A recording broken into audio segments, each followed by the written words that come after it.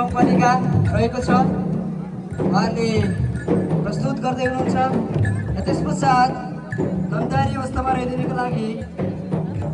गाउँपालिका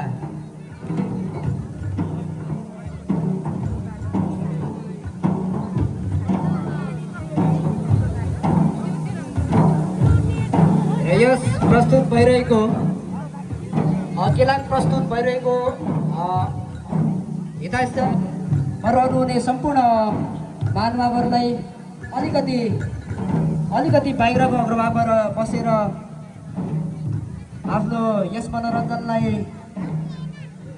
गरिदिनुको लागि हार्दिक अनुरोध गर्दछु भने यसका सहजीकरण गरिदिनुको लागि